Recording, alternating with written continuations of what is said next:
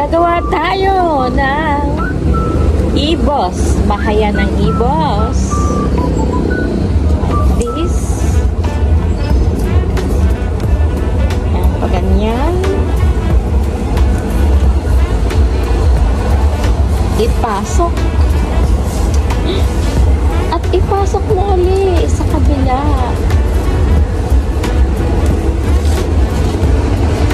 Ayan. Ipasok. At ipasok mo ulit.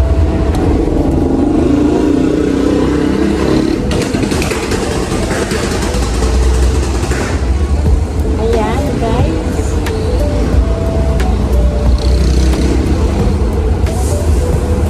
Sumili, nahirapan kong pumasok.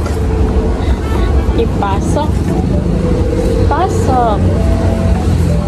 Tapos guys, gagawa tayo ng patulis dito, banda.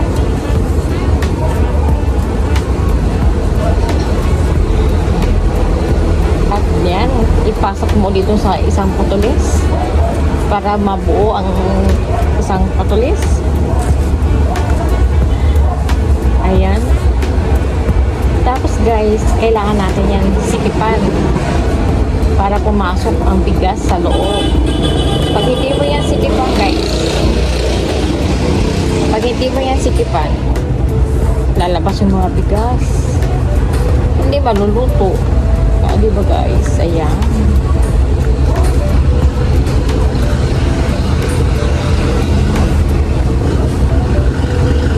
Ayan, nakabuo na tayo ng isang bahayan ng ibos. Dito kami guys nabuhay. Ito ang trabaho ng mama ko nung nabubuhay pa siya. Ayan.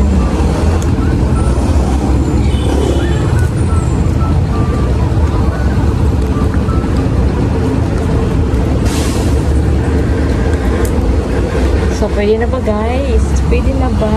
Ayan. Ilalagay natin mamaya ng bigas yan. O, di ba may patulis siya, may patulis. So, ayan. Gawa tayo uli.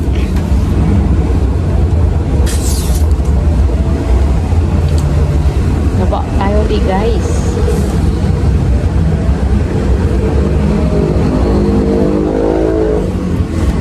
Ayan. Gawa tayo uli ng bahay ng bigas. Ibos. Ayan.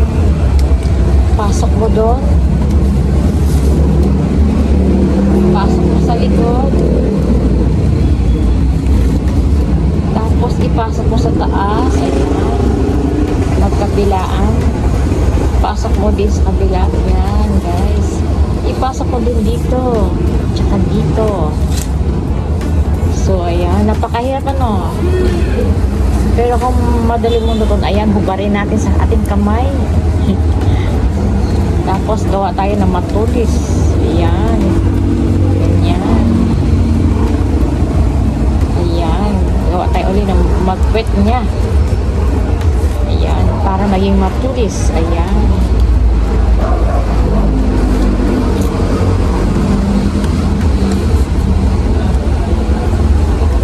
Ayan. Kailangan natin si ipitan yan.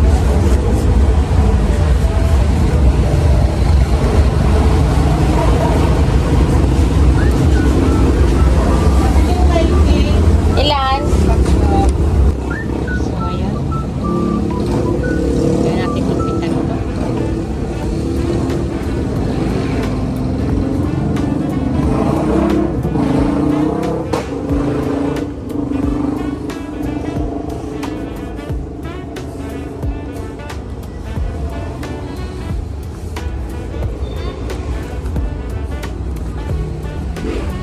Diba guys? Ang ganda.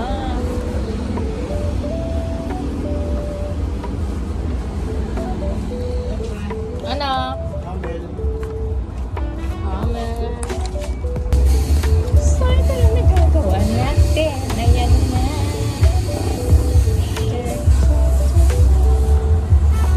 Nagagawa ko guys.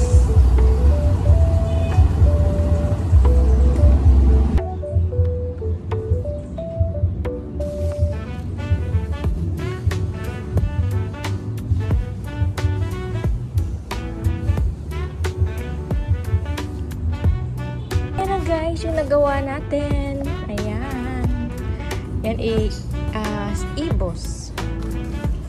So, ayan guys. Lalagyan natin yan ng mamaya ng bigas na may gata. At iluluto. Silula yan. Habang nagkagawa ko, naalala ko si mama eh.